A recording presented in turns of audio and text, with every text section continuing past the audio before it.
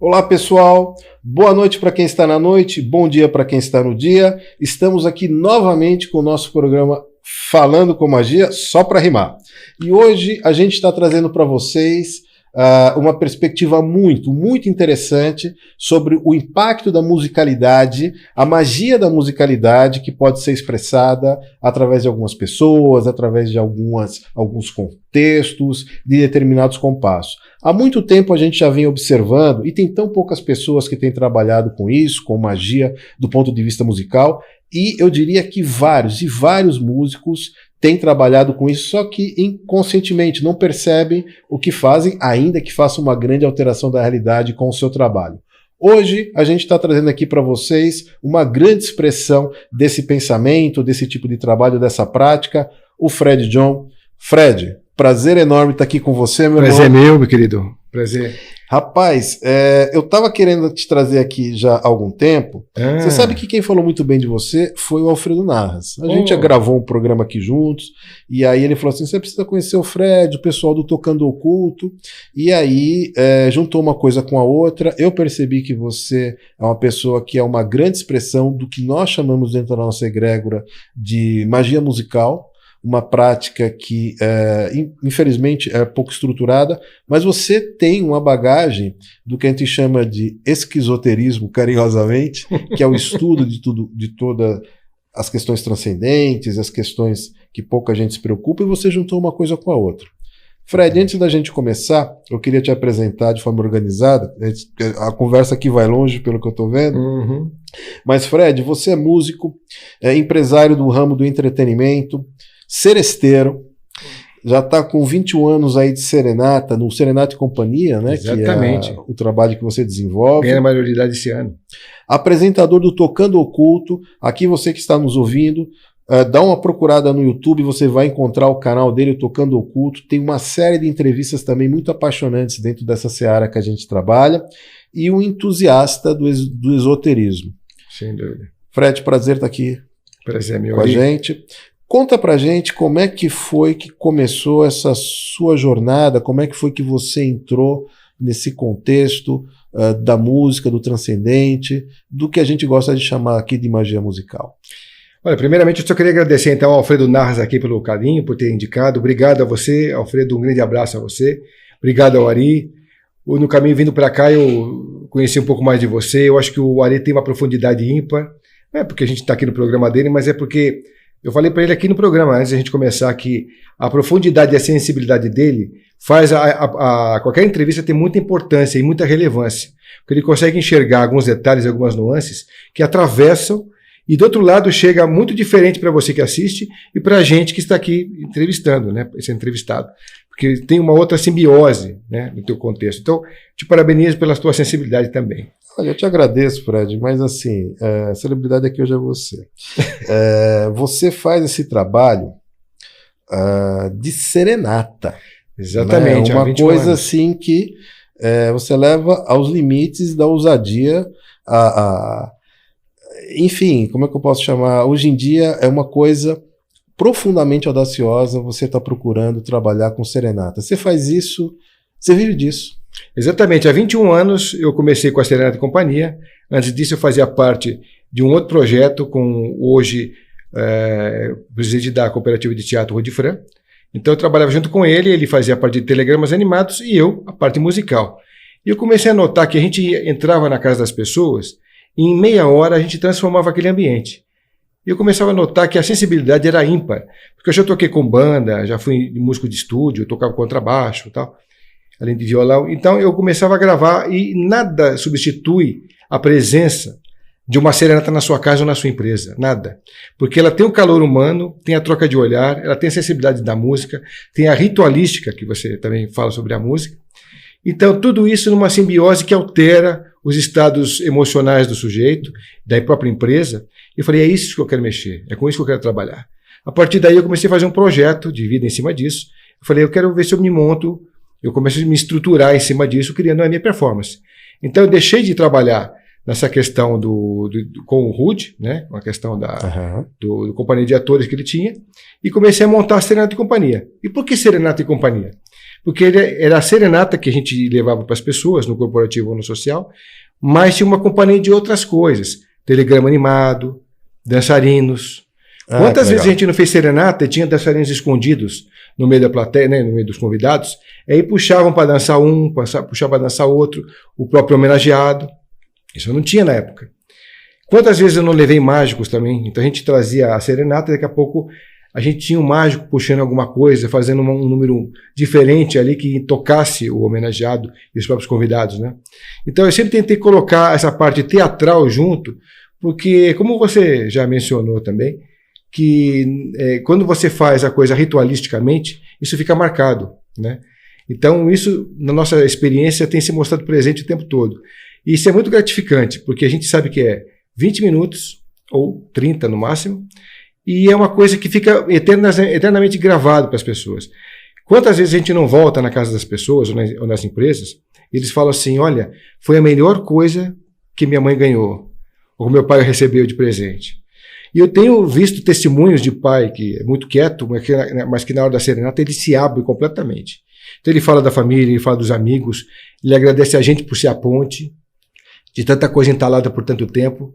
Então tinha gente que estava em fase terminal, depois da serenata a gente viu de novo comendo num hotel ou no restaurante que a gente estava tocando. Então para a gente é muito gratificante saber que a ponte da música, pela mensagem, ela muda as vibrações e muda a condição do sujeito. Então eu falei, poxa, olha só quanta coisa tem a música num pacote emocional, né? Você sabe, Fred, que assim, enquanto mago, enquanto trabalho com magia, a gente vive muito dentro desse universo que eu gosto de chamar de esquizotérico. É um jeito carinhoso aqui que eu tenho de me referenciar a tanto conhecimento nobre, no fundo, que a gente aprende e trabalha.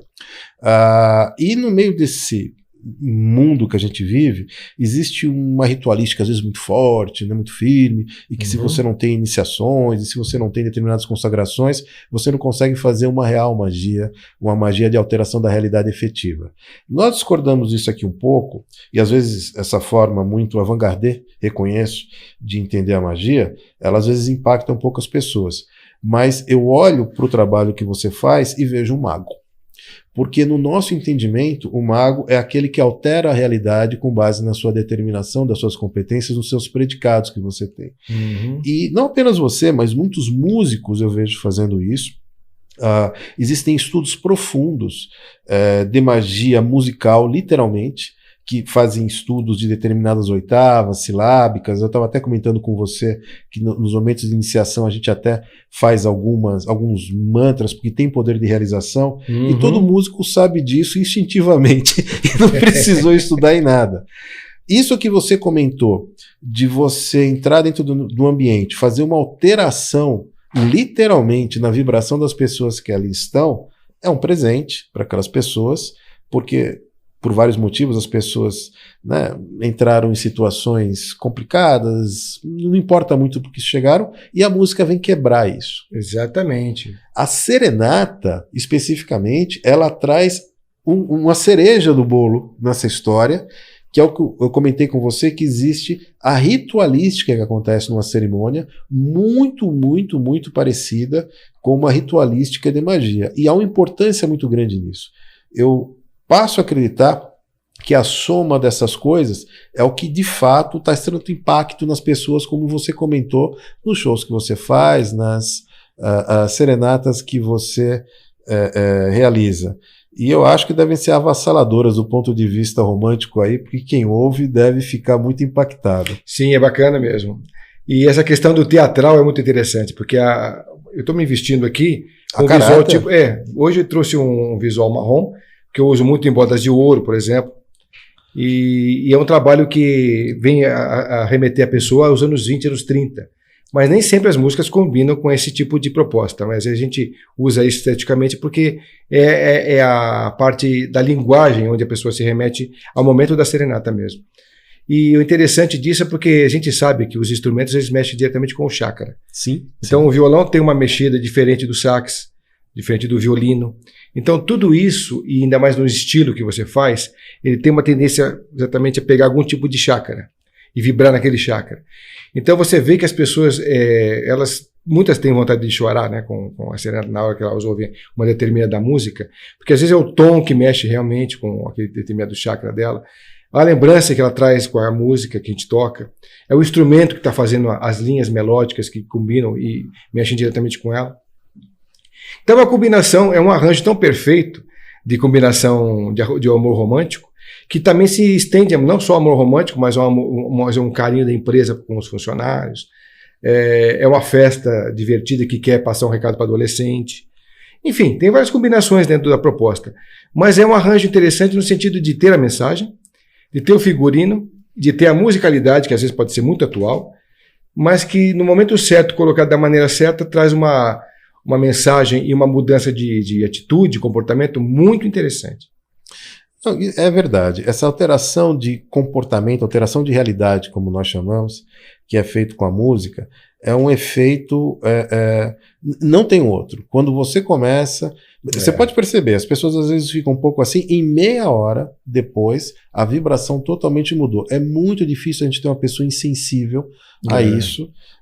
Pode até não gostar, mas ele fica vibracionalmente falando mais disposto, mais harmonizado, como a gente gosta de chamar. Fred, você toca ainda, durante muitos anos, o Tocando Oculto. Ah, sim. Que é um programa do YouTube onde você fez muitas entrevistas, acredito que ainda vai fazer muitas entrevistas, com esse lado mais oculto, do ocultismo.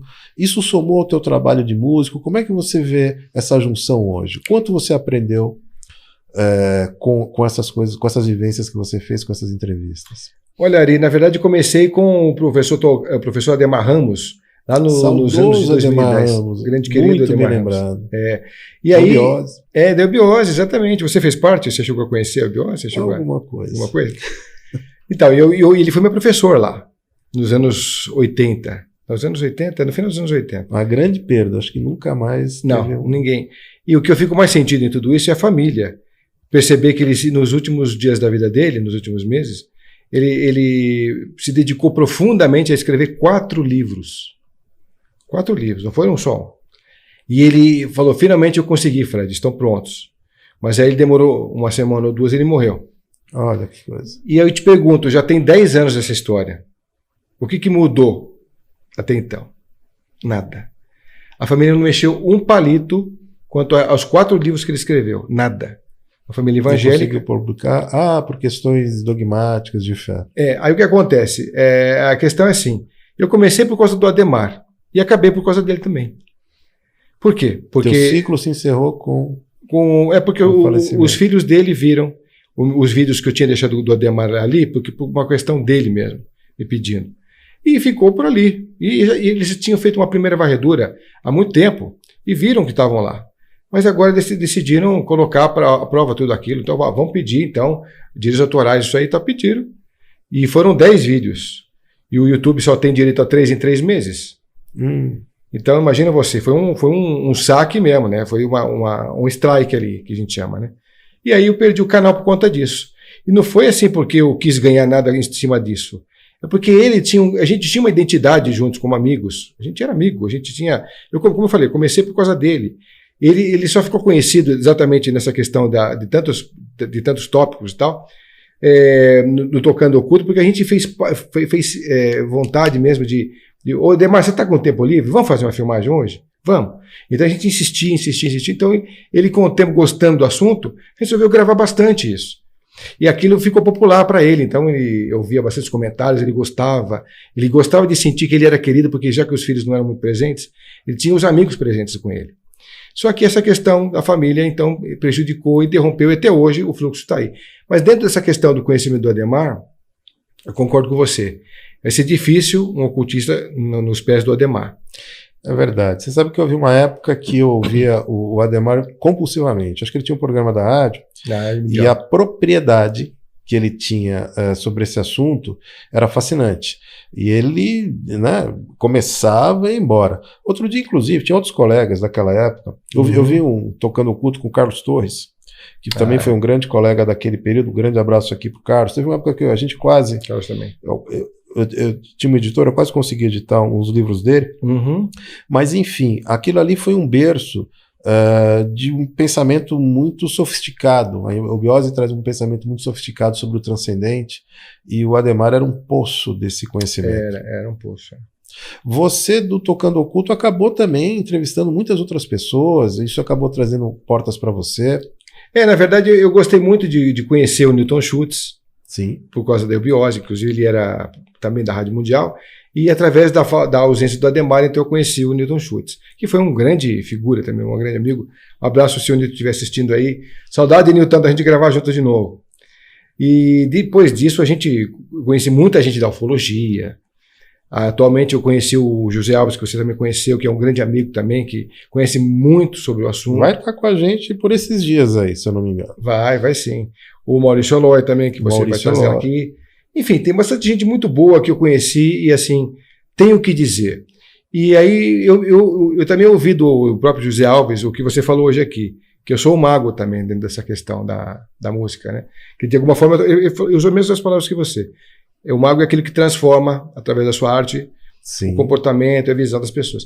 Então eu achei que essa questão da música, ela nunca me abandonou, mas eu sempre achei que eu tinha que parar com o Tocando Oculto para eu dar as ênfases que eu precisava dar no meu trabalho.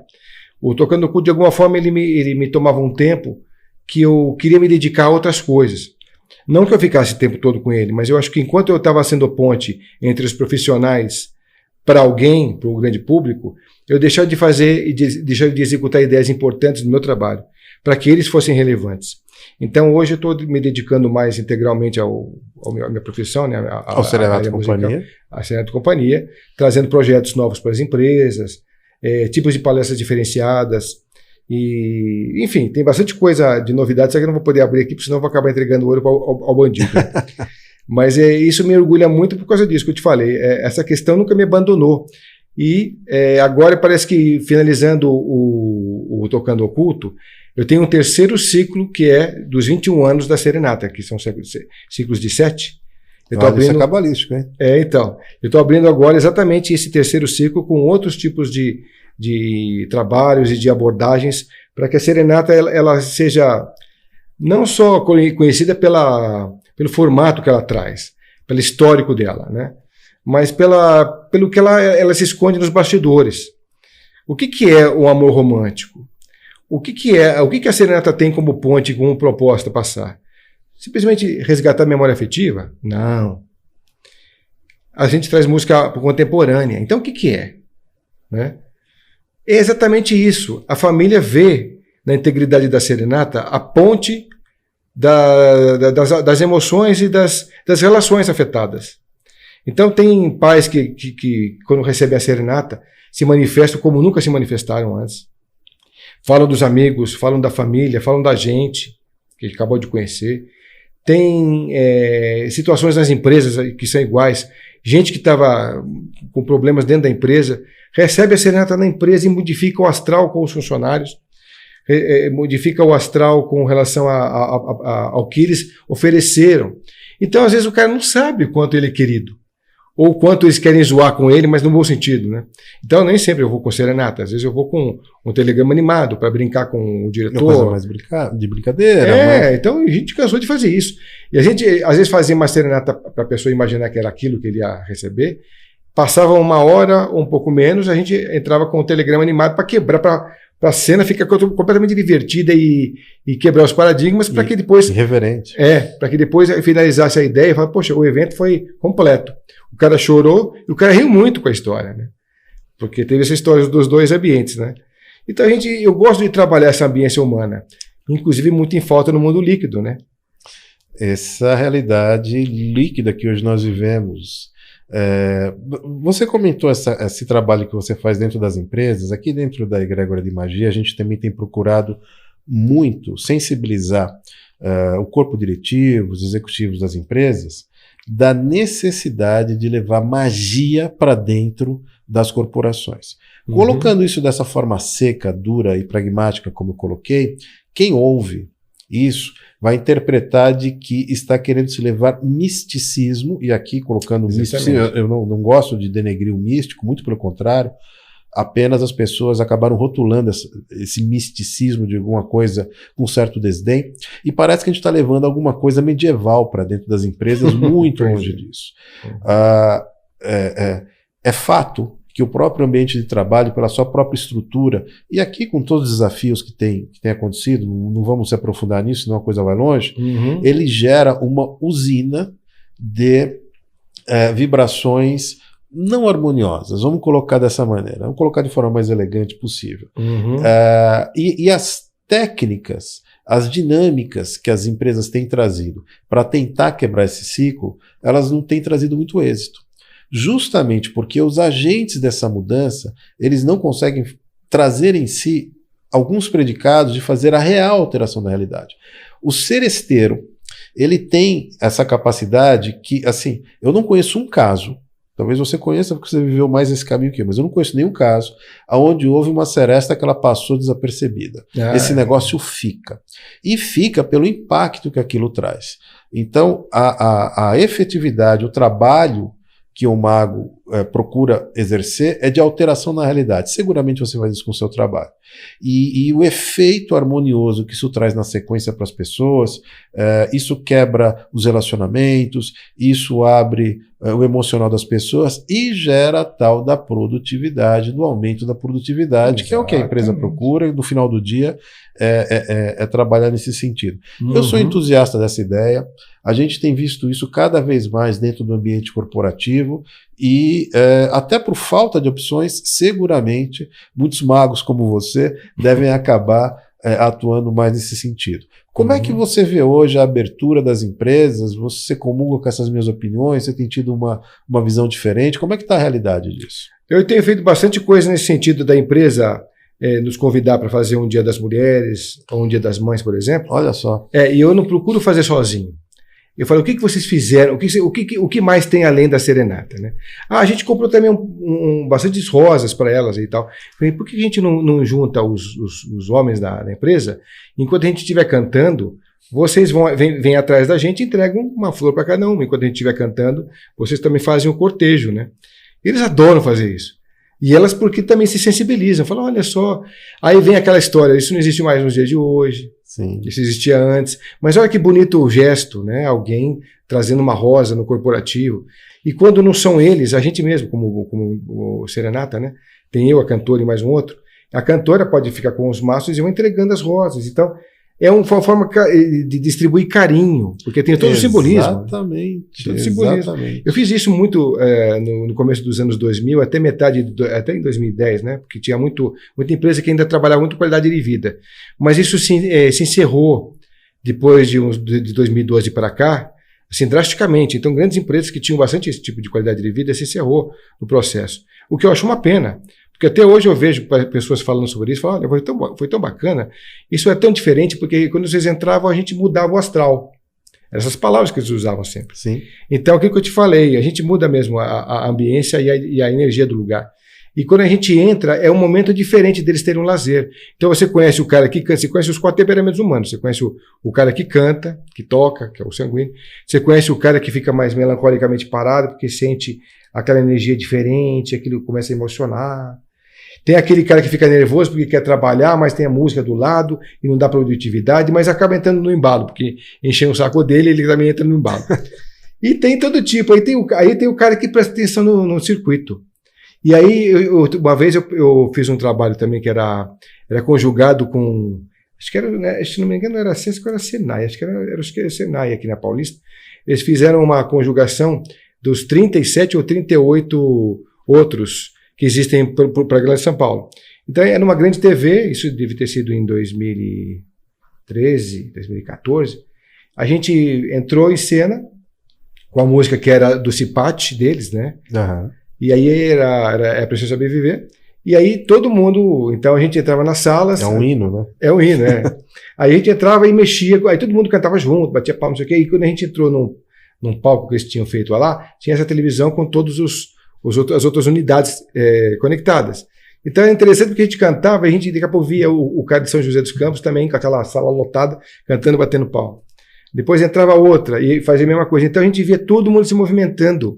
Olha que legal. como a energia da música, através da proposta, muda toda aquela ambiência de quantos lugares não eram aqueles lá. Pois é, rapaz. A gente vê com uma certa preocupação como as empresas têm procurado. O fato é o seguinte, o que a gente faz é muito subjetivo.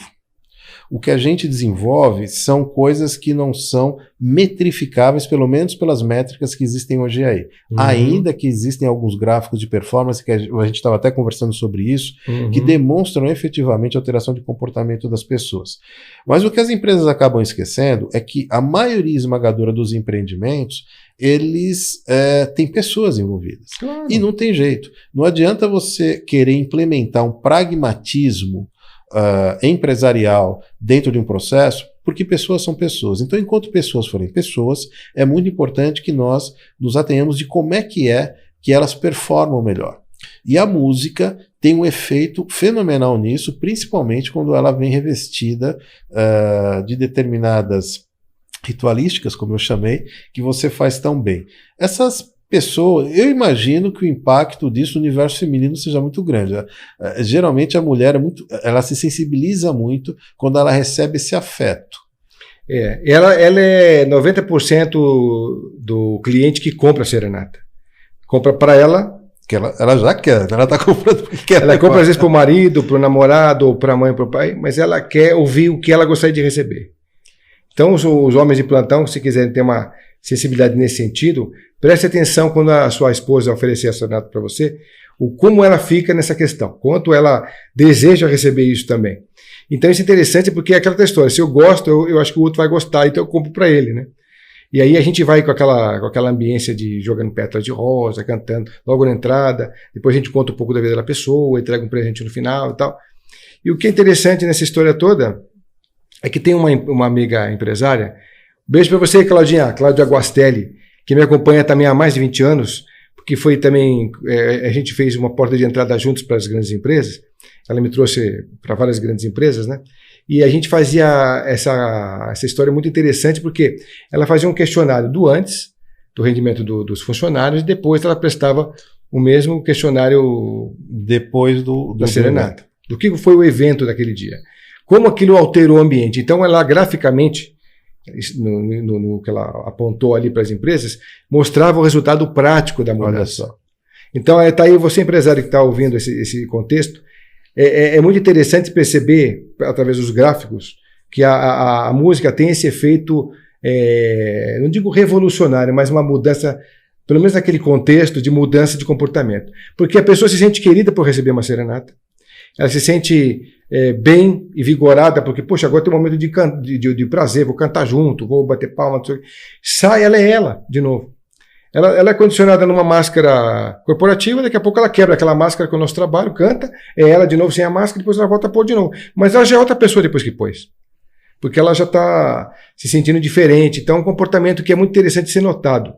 E isso é tão verdade que as empresas sempre nos chamam em momentos como esse, Dia das Mulheres, Dia do Vendedor, Dia dos Pais, Dia das Mães, principalmente, né, que é um dia muito forte. Então, para a gente é muito gratificante fazer isso. E tem outra coisa que eu acho interessante, que eu não toquei aqui, mas eu não queria esquecer de colocar. Existem vários estudos mostrando a importância da música no reino biológico. Então, nos animais, nas plantas. Então, se você pega, né, pelo reino animal, você vê como a música consegue amansar búfalos. Sim. Produção de leite, melhora a produção de leite. Você coloca... O gado Kobe aqui fica escutando música clássica direto. Exatamente. Você tem um estudo também na Itália que teve uma pessoa que colocou na plantação de vinhedo. Você deve ter visto isso. Olha que interessante. Eu gosto muito, gostei dessa história. Colocou mesmo. Ele colocou. Só que nesse caso, eu acho que essa pessoa não colocou o que eu vou falar, mas teve gente que repetiu esse experimento com o Led Zeppelin. Resultado: morreram todos os vinhedos. Todos os pés de vinho, de uva, morreram. E aí eles mudaram o tático. Vamos colocar realmente caixas espalhadas com música clássica, que foi o que deu certo. Eles deviam ter colocado Stairway to Heaven. Aí não ia ter. Talvez a mortandade não ficasse tão grande. Mas não que eu não gosto, porque eu adoro. A minha adolescência toda foi em cima do rock, né? De Purple, Led Zeppelin, Rush e tal. Mas a cadência clássica, a gente estava conversando disso. É outra. Tem alguma magia naquela história. Tem o instrumento, tem a cadência, tem as oitavas que você falou, tem tudo isso acumulado. Só que tem aquela tua história, apontado, estrategicamente. Então as caixas de som são cobertas para não se danificarem no tempo e colocadas são umas 4, 5 caixas que ficam tocando uma boa parte do tempo. E fizeram um experimento também com uma outra plantação que não recebeu música. Então o vinho não ficou tão saboroso e não ficou tão forte, assim, porque existe uma coisa da uva, ela puxar o nutriente da terra, ela fica mais encorpada, inclusive como fruto. Sim, sim. E lá aconteceu isso, esses experimentos. Fizeram esses experimentos também com caixa de banana, acredita? Ah, é? Banana também teve esse resultado positivo. Então você tem nos bichos, né, como eu falei, no cultivo das plantas, isso você prova em experimentos até gustativos do ser humano, por exemplo. Você vai ouvir, fizeram um experimento também lá em Campinas, um cara estava defendendo a ideia, não lembro do nome dele agora, mas ele estava defendendo a ideia de que a música é capaz de mudar a sensibilidade das pessoas. Não tenho a mínima dúvida disso. De que forma? Ele colocava música clássica e chorinho para tocar. E rock. Então ele colocava música clássica, música romântica, chorinho e rock. Quando ele colocava essas músicas mais românticas e música clássica, as pessoas comiam mais, contemplavam mais. Olha aí a dica. Quando as pessoas colocavam rock e colocavam chorinho e tal, elas ficavam mais agitadas. Então elas percebiam outras coisas dentro do contexto, né? Elas tinham mudavam o comportamento mesmo, ficavam um pouco mais agressivas e tal. E foi provado também de uma outra forma muito interessante que quando ele colocava barulhos vamos supor, de bacon fritando e outros sons diferentes dentro as pessoas sentiam isso. Elas eram induzidas a acreditar. E passam a sentir realmente o sabor, às vezes o cheiro. Então ele fez vários experimentos nesse dia. Ele fez experimentos sobre a sonoridade, quanto isso diferencia. Ele fez experimento a nível gustativo, como as pessoas percebem mais os alimentos. Então eles sentem mais, com músicas mais clássicas, mais lentas, mais românticas, eles sentem alimentos mais adocicados, eles sentem mais o sabor, né? Com outros tipos de alimento, não. Então eles ficam escutando a pipoca, estourar e tal, eles já sentem toda aquela, eles ficam ligados ao som ambiente e vão sentindo sinestesicamente aquilo acontecer com eles. Engraçado, né? Sinestesicamente, eles sentem o cheiro, parece que já estão vendo a pipoca na frente, sentindo o gosto na boca. Então é um experimento que mostrou quanto a música ela extrapola a sensibilidade do ser humano, né?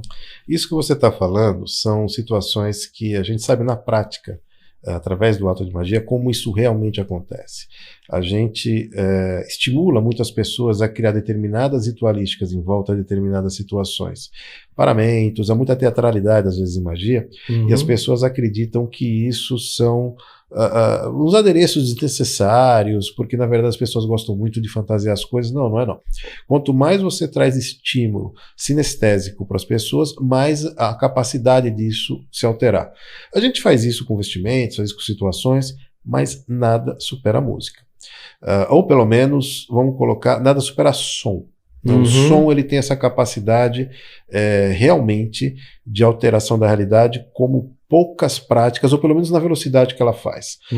Falando de serenata especificamente, é muito difícil a gente dissociar a serenata do aspecto romântico, que é muito difícil a gente dissociar do que se convencionou chamar de amor. Amor, dentro de magia, tem toda uma casinha para ele, tá? Tem todo um aspecto da vida, como a gente chama, uma das virtudes da existência, que segundo os ditames, os princípios da magia, eles são um pouquinho separados do que a gente entende do romantismo de amor. Mas dentro desse contexto, amor é agregação. Ou seja, a energia do amor, ele agrega, ele congrega, ainda que sejam palavras distintas, eu não vou me aprofundar com isso, mas ele aproxima duas situações. Essa energia do amor, o que ele faz no fundo? Ele junta A com B, contanto que A e B têm um objetivo em comum. Ou seja, para acontecer esse C, essa energia agregadora do amor cosmicamente envolve tudo e todos. E não há nada que é produzido enquanto ser a partir de A e B que não foi sensibilizado por essa energia agregadora do amor. Quando essa coisa vai descendo, descendo, descendo e chega no chão da nossa sociedade, da nossa existência, isso toma caráter de romantismo, toma caráteres de até de certa sexualidade, mas no fundo, essa energia é a mesma. E a música, em determinadas oitavas, ela faz isso naturalmente. Ou seja, essa sensibilidade que a gente estava conversando aqui das mulheres, que acontece melhor com a questão da serenata, elas são profundamente sensíveis a essa energia. E aqui fica a dica, né? Se você está realmente aí querendo conquistar. Você estava falando para mim um caso aqui de um rapaz que te chamou pela segunda vez, foi isso? Para reconquistar. Exatamente. A gente fez um trabalho no Tatuapé para um cliente e ele estava pedindo ela em casamento. Aí, naquele dia, ele fez um mise-en-scène todo com a serenata, a gente comprou um buquê de rosas, a gente jogou pétalas de rosa quando a gente chegou para ela e tal. Então, a gente criou um ambiente tão propício ao romantismo que foi impossível ela não se emocionar, não pedir, não dizer o sim para ele, que ele tanto esperava. E aí depois eles casaram, depois de alguns meses, enfim, ficaram 1 ano e meio, né, de tempo da pandemia para cá, com alguns conflitos e agora estão separados. Então, ele está agora querendo reviver esse amor e aí me contatou de novo com a minha trupe para que a gente resgatasse as melhores coisas que ficaram em tudo isso e que são importantes no casal, para que a gente conseguisse trazer isso para ela e tocasse de novo ela, como a gente tocou na primeira vez, para que sensibilizasse de novo ao casamento. Então, o que eu achei interessante é isso. Eu falei para ele, olha, a gente não precisa tocar no assunto do que separou vocês, mas do que os uniu. Olha que sensacional. E o que a música tem desse contraponto que pode ajudar? São as letras que tem a ver, que podem ajudar nesse contexto.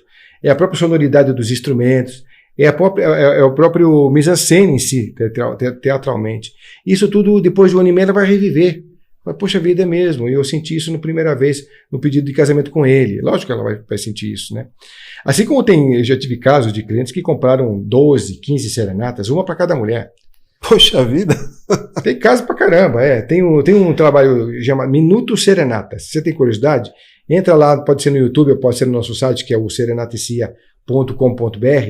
Procura Minuto Serenata. São umas 24 histórias que a gente ilustrou, de 2 ou 3 minutos só, que tem fotos animando, tem uma narrativa e tem música de fundo. Vai ficar divertido mesmo. Então tem vários casos diferentes. E tem um caso desse, que o cara, ele postava sempre na serenata para uma conquista. Então ele conquistava mesmo. Ele ficava um tempo com a pessoa, depois se separava, né? Depois, Fred, eu tenho mais uma pessoa para você agora visitar, ela está no lugar tal. E aí lá eu ia, né? Era sempre eu sozinho. Porque como era sempre muitas serenatas que ele comprava, então era mais barato e melhor para ele fazer sozinho comigo. Aí eu ia lá, tal, fazia para fulana, depois era para Beltrana, depois não sei o que, tal. Depois fazia para Beltrana de novo, porque ele voltou com a Beltrana. E eu sei que uma vez foi muito engraçado, porque ele fez para Ciclana, aí ele passou umas outras 2, 3 namoradas, voltou a ficar com a Ciclana de novo, só que aí eu fui no salão dela, da dona, né, salão de beleza. E aí ela me viu e falou, você aqui de novo? Não. Porque ela já tinha brigado com ele. Eu falei, não, mas eu tenho uma coisa muito importante para te dizer. Eu falei para ela, tem uma coisa importantíssima que ele veio trazer. Não, mas é dele, eu não quero, não sei o que. Tá. É difícil acontecer a pessoa rejeitar, mas ela rejeitou por causa dele. E falando que já magoou, não sei o que, não sei o que. Mas deixa eu dar o recado dele. Não. Foi engraçado que eu fiz de propósito. Eu fui atrás dela para dar, e ela correndo no salão todo, e eu atrás dela com o violão. Não, mas é rapidinho, não sei o que. Ela se escondeu no banheiro, e todo o shopping viu a gente andando junto, né? Correndo, eu atrás dela com o violão. Foi muito engraçado. Muito conseguiu? Eu consegui, não, naquele dia eu não consegui, porque ela não deixou, ela ficou trancada no banheiro. E eu fui embora. Aí depois de um dia eu consegui fazer, ela estava mais calma. E aí passou-se um tempo, eu já nem lembro quanto tempo se passou, e ele me contatou de novo para fazer no condomínio onde ele morava. E aí eu fui lá e o que acontece? Eles casaram. Finalmente casaram. E eu falando que é magia, só pode ser uma situação dessa, a gente que ainda tem dúvida. Pois é, e aí teve uma realidade diferente, porque aí eu vi já o casal como família, né? Já tinha 2 crianças. Tal. Aí ela falou assim, tá vendo? Você insistiu, eu tô aqui agora, a família não tá montada. Fred, sensacional. A gente estava conversando sobre nós estarmos vivendo numa realidade, numa sociedade de amores líquidos. Exatamente. Inclusive, essa é uma linha filosófica que está muito em voga, todo mundo citando essa realidade líquida que nós vivemos. E eu tenho percebido as pessoas muito inconformadas com essa realidade, pessoas, inclusive, que não conseguem mais se encaixar nesse mundo de hoje, justamente por aquilo que a gente estava conversando, não haver regras. Ou seja, nós brigamos tanto não querendo regras, querendo uma certa liberdade, que quando isso se dissolveu, e hoje a gente tem relacionamentos muito fluidos, as pessoas têm sentido falta disso. E eu sempre digo para as pessoas assim, olha, você, mesmo dentro das empresas, você acha que você vai conseguir convencer os seus colaboradores com e-mail, com SMS? Meu Deus do céu, não tem mais como você conseguir fazer isso. E nas relações das pessoas também, né? Poxa vida, até quando você acredita que vai sensibilizar alguém mandando um oi pro WhatsApp? Não que essas ferramentas não sejam boas, o oneritismo, aliás, eu acho que vai ampliar muito mais do ponto de vista tecnológico, mas enquanto as pessoas não pararem para perceber que há uma necessidade de sensibilizar o outro, quando se quer agregar, quando se quer congregar, essa coisa não vai acontecer. E seguramente não é com esses imediatismos aí que a coisa tem feito. Eu acompanho sempre com muita compaixão, às vezes até as pessoas que têm mergulhado aí nesse novo universo, que não conseguem ter uma experiência interessante do viver, porque não se vergam ao que eu chamo de belo, bom e verdadeiro. Geralmente, essas coisas estão mais fixadas naquilo que se tornou mais atemporal. É muito difícil a gente ver alguma coisa inédita, nova. O teu exercício do que você faz é uma coisa, não é do outro século, é do começo do milênio. A serenata é uma coisa desde sempre.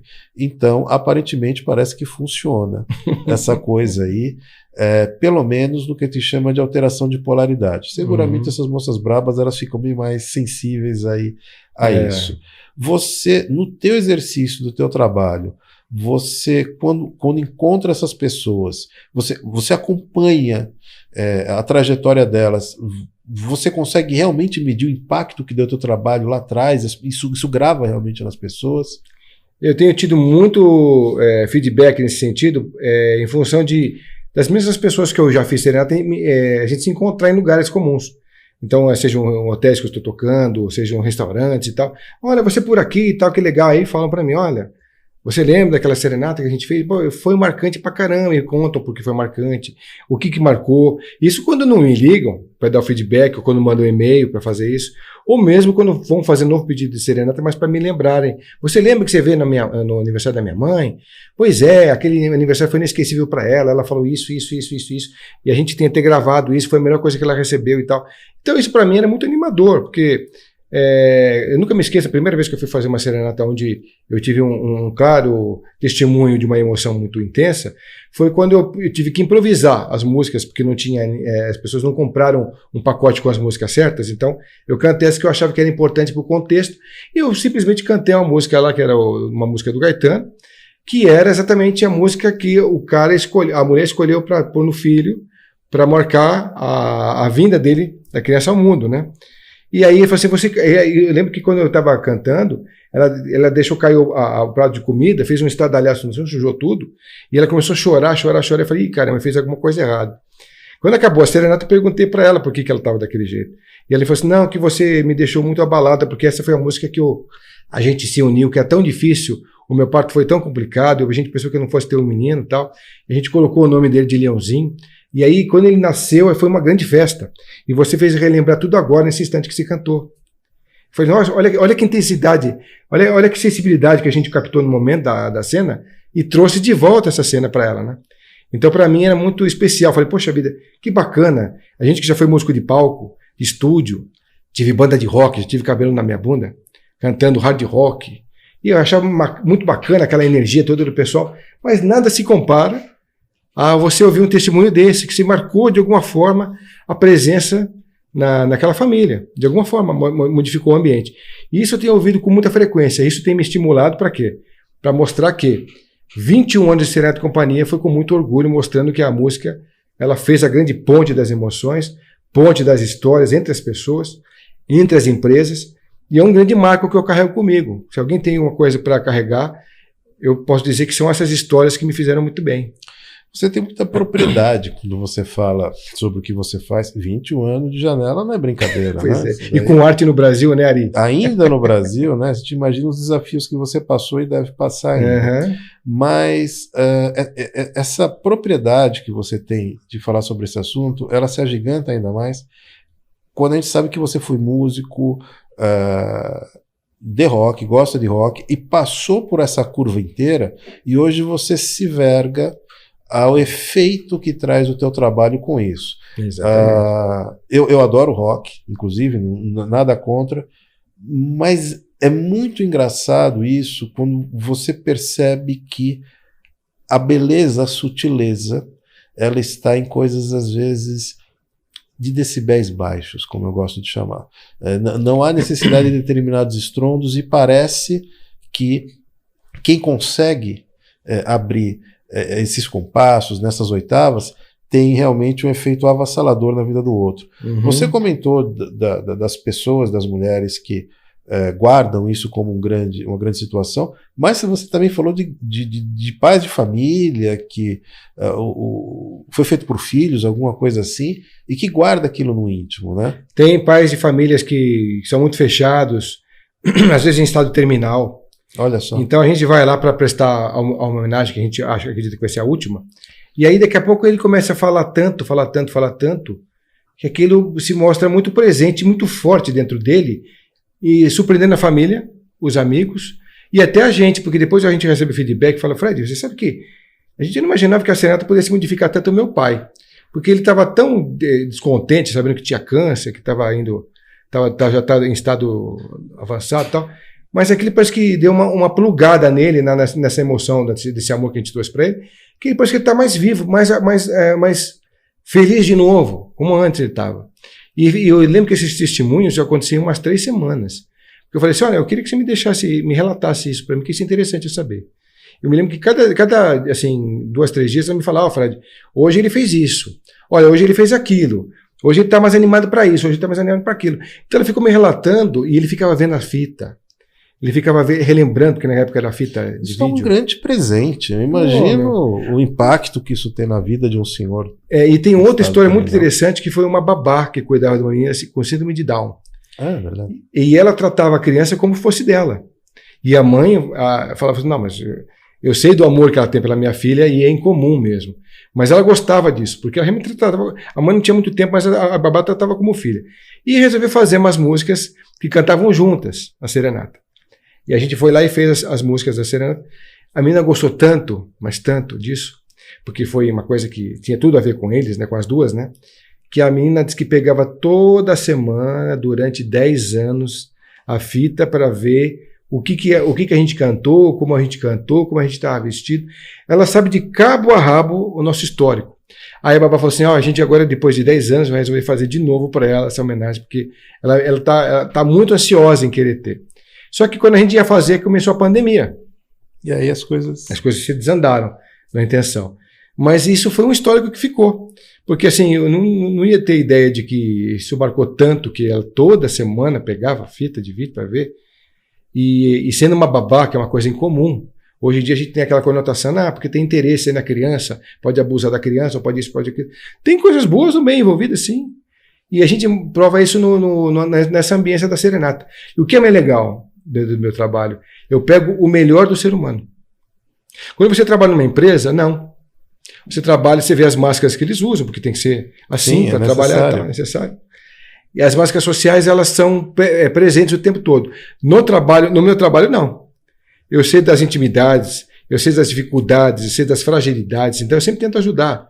Isso para mim é legal, porque eu acabo ficando um pouco psicólogo, eu acabo sendo o músico que é amigo da família, então eu vou lá. E a responsabilidade que tem por trás disso. Né? Pois é. Aí eu não saio de lá sem uma dose de vinho, porque eu tenho que tomar um vinho, eu tenho que comer um queijo, tenho que comer um pouco do bolo dela e tal.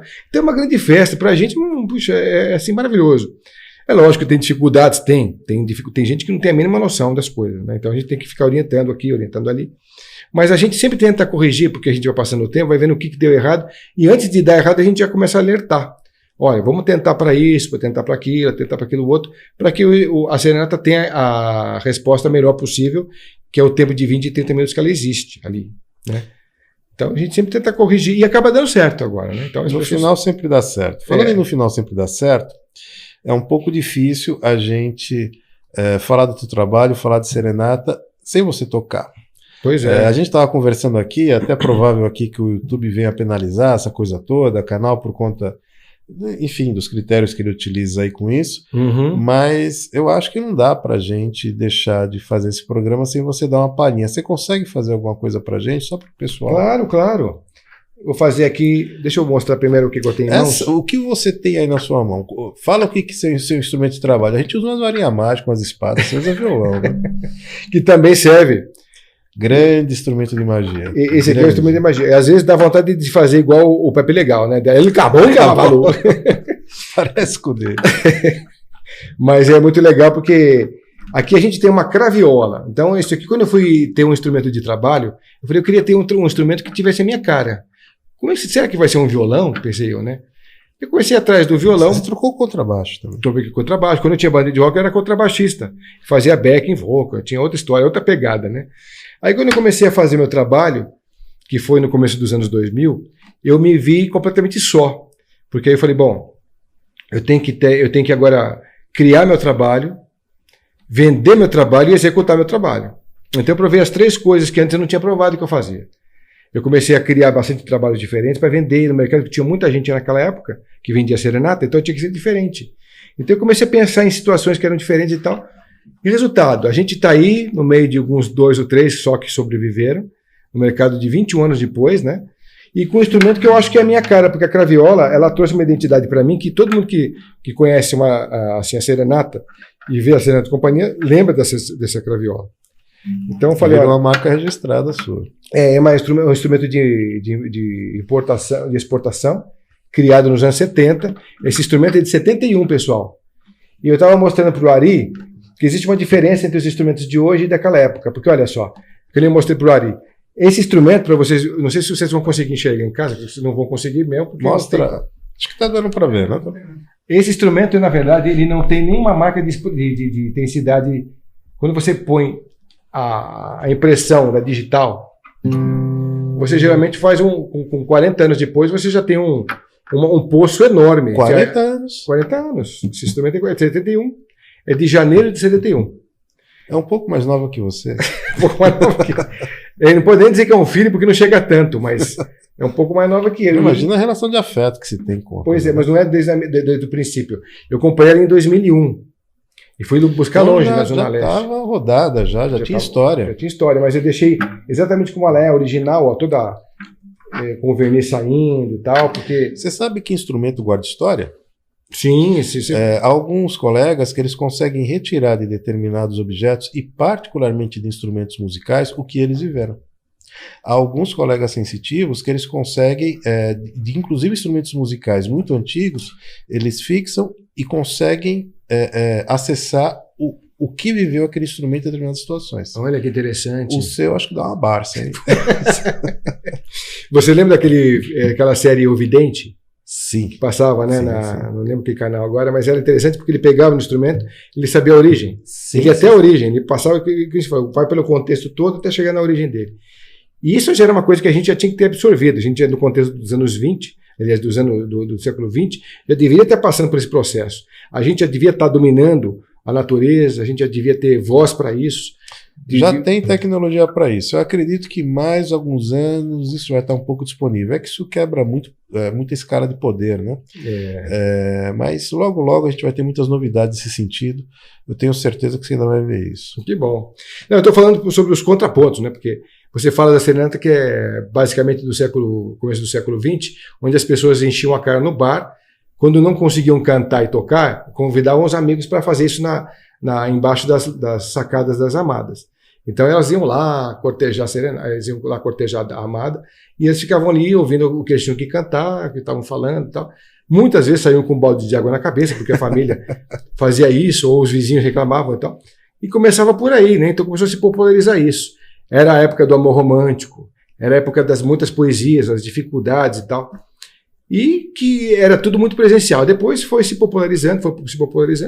A gente hoje, no século XXI, depois de tantas histórias, a gente vem de todo tipo de música, para todo tipo de história, com outros visuais, que não são só anos 20, anos 30. A gente tem um visual que é tipo Matrix, por exemplo, que é igual ao filme, né? Eu imagino como deve ser uma performance sua aí, como o meu. Pois é. É diferente, né, musicalmente, porque as músicas são mais modernas e tal. Então tem aquela coisa da gente poder fazer isso para as empresas também com outros instrumentos mais atuais. Então a gente vai vestindo as roupagens da necessidade da serenata. E essa questão, como eu te falei, para a gente poder fechar com uma música. O YouTube está muito exigente com relação ao que você vai tocar. Então eu não sei o quanto daqui vai poder sair e vai continuar monetizando a tua... Se tiver algum problema, a gente edita, mas eu quero crer que a gente vai conseguir. Então, tem muita música bonita que nós fazemos, né? Então, vou dar uma pincelada rápida sobre alguns temas. Então, essa aqui é um clássico, né? É um pouco mais atual. Você é assim, um sonho pra mim, e quando eu não te vejo, eu penso em você, vejo amanhecer, até quando eu me deito. Olha nos meus olhos, esquece o que passou aqui, neste momento, silêncio e sentimento. And now the end is near, and so I face the final curtain. Sinatra. My friend, I say it clear, I'll state my case, of which I'm certain.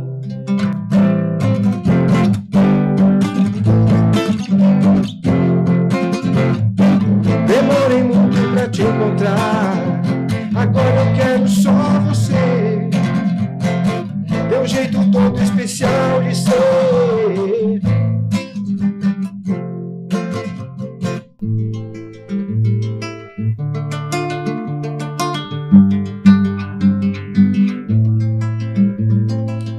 Você é assim, um sonho pra mim. Você é assim. Você é assim, um sonho pra mim. Você é assim. Vai dizer que isso não é magia. Pois Fred, sensacional. Eu realmente espero que o YouTube não nos penalize por esse show, porque não tem cabimento uma coisa dessa.